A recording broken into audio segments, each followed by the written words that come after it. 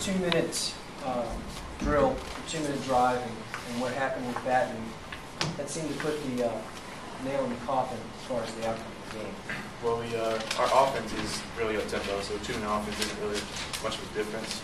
We rep 2-minute offense during practice all week, all the time. So we feel very comfortable with it, and we're very good at it. Nick, you seem to be getting very comfortable with watching Taylor scramble out of the pocket and knowing that something good could happen and come your way. The last 2 weeks it has. What happens when he starts scrambling?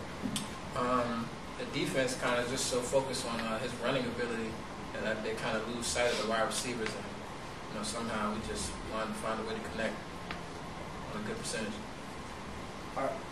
As a receiving core, are you guys starting to recognize, do not give up on your route because that's what could happen?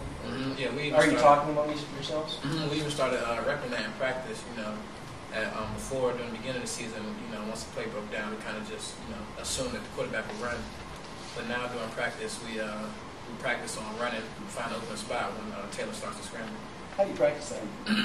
They just say keep running. We all keep running, trying to find a vacant spot. Taylor, for a guy that came in after the injury to the starter and the freshman, it looks like he's pretty comfortable out there. Can you talk about the adjustment this game?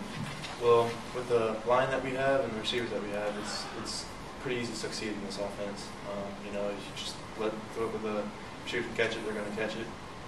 The line will give us a great time in the pocket. So, we just do what the coaches tell us, and we succeed pretty well with that.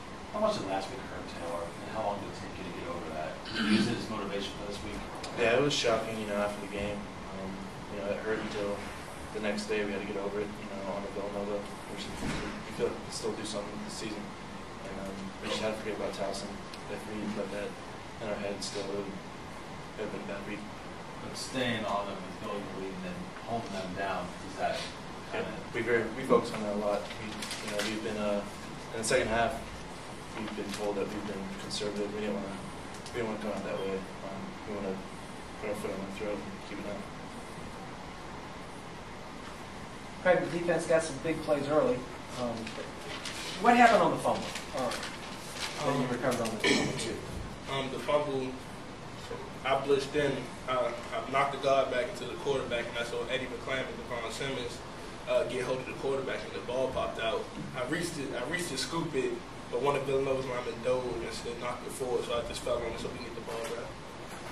It's an extremely odd statistical sheet when you look at the tackling. Nobody had more than 4, but 26 guys had tackles today.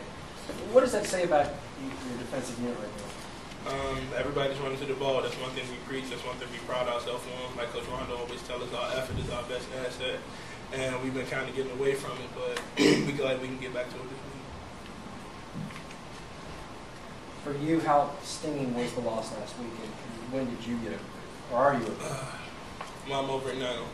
But we had to get over it after Saturday, but our fans, they didn't get over it the whole week. I heard about it from many places. It was a long week. Went to Norfolk Ice Cream, heard about it. Went to class, heard about it. Everybody was a coach last week. But I know our fans care, so.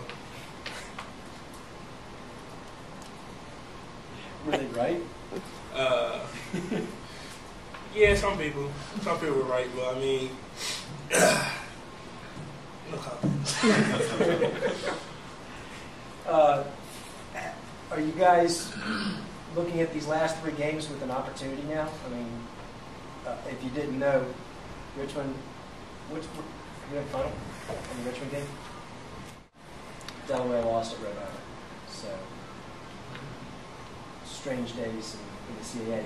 How used are you guys getting to that, even though you're a first-year team, that CAA can be a weird place? We're just going to go out and play every week. Like it's always, we're trying to win every game so we can get that playoff opportunity. Our fate is in our hands right now. If we keep winning, then we should be good to go. But it's out of our hands. Coach Wilder always preached that it was a wild conference, but really didn't notice that until this year. Like you said, Rhode Island being Delaware. In this league, anybody can beat anybody. So a game like this could have easily went the opposite way for Villanova. And everybody brings their A game every Saturday in the CAA.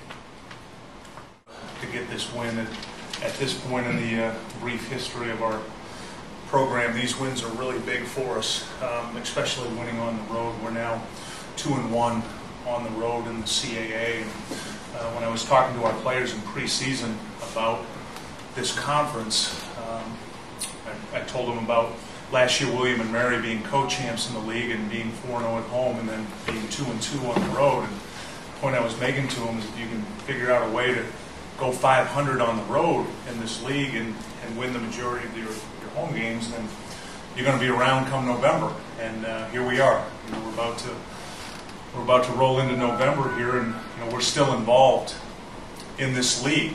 And somebody had said to me at the start of the season that you'd be 6-2 and 3-2 in the league after 8 games. I would have given him a big hug and a kiss and said, "I'll take it right there." So very, very proud of the performance today and the win, and especially where we are right now as a program, being our first year in the CAA and being at this point. And I'll take questions. Coach, with the way Taylor's playing, is it almost a pleasant problem to have the decision when your other quarterback's able to come back? Yeah, any coach would tell you this is a great problem to have, is 2 quarterbacks who can play well. What's happening right now with Taylor Heineke is he's now played 14 quarters of football, and he's had 1 turnover in 14 quarters, and that was a Hail Mary pass at the end of the Towson game last week. So he's not throwing interceptions, he's not fumbling the ball, and he's not taking negative yardage plays. He'll scramble and get himself out of trouble. And right now he's thrown 10 touchdown passes with 1 interception. As I mentioned, his 1 interception is a Hail Mary pass at the end of the game. So hopefully Thomas will be better coming into this week. I still felt like DeMarco was our 3rd quarterback today and would have only played in an emergency because of his limited mobility with the high ankle sprain.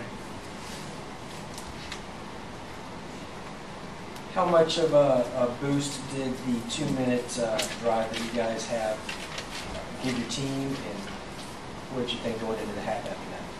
Yeah, I thought that was a huge point in the game, Rich, because it's a 9-point game. It's 23-14. They just come off a score. You know, they go on a nice 11-play, 77-yard drive to score with 2:44 left, and then we turn around and go 11 plays and 75 yards and score with 24 seconds left. And that was just typical Taylor Heineke at this point.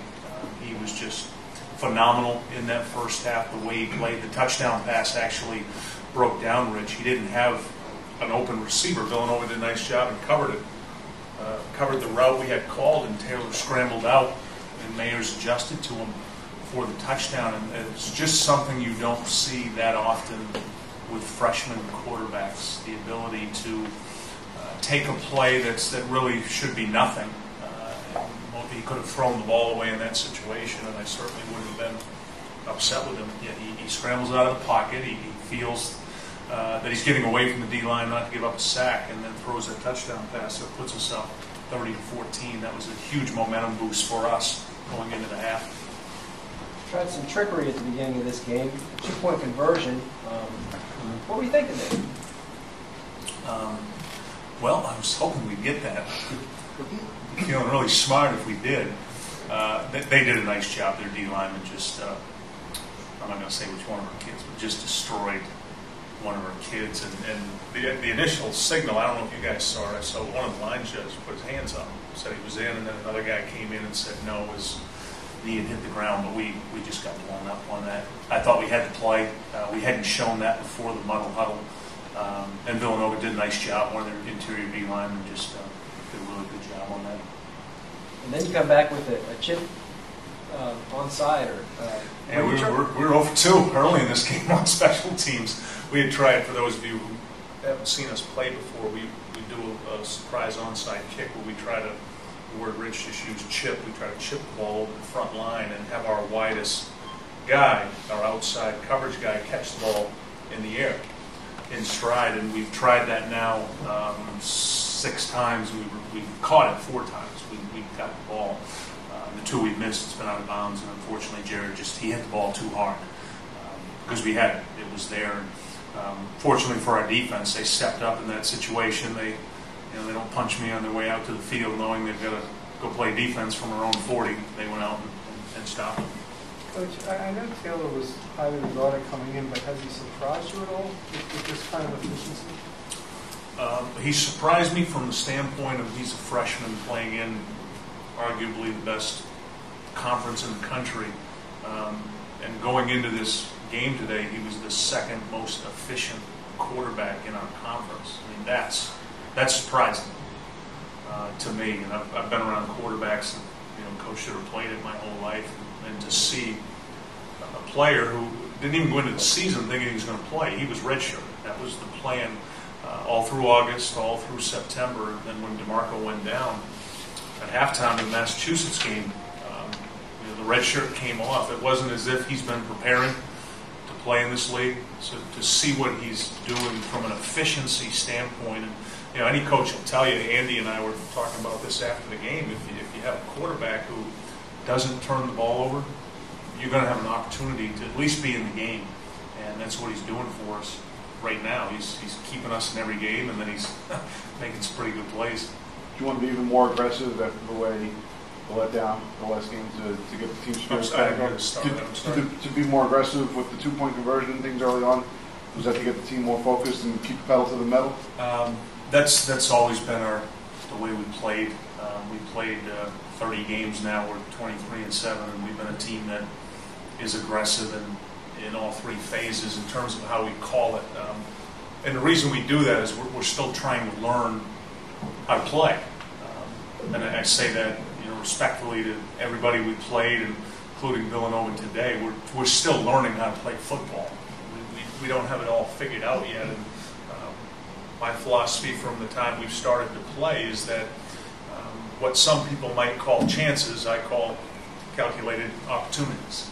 And we're going to take those calculated opportunities and we're going to teach our kids this is Old Dominion football. Not a lot of people do the things we do on special teams because there's a chance you put your defense out there. When you miss one of those kicks, and they got to play defense from their own 40. But it creates a mindset within our program, and it's been pretty good for us so far. Are you impressed with the way your kids bounced back after last week? Yeah, really impressed. Really, really impressed with that, because that was as heartbreaking a loss against Towson as I've ever been involved with in anything I've played in or coached in. And we could have gone right in the tank, and we didn't. We came out and we were really aggressive right from the start. These kids just keep making me think that they like football. They like to play. They like to compete. There's not a lot that rattles them or startles them. And we had a good week of practice. It wasn't as if guys were moping around. So I was really excited with the way we came out. And I don't mean to sound arrogant with this, but I expected we would come out like this and play hard and play well.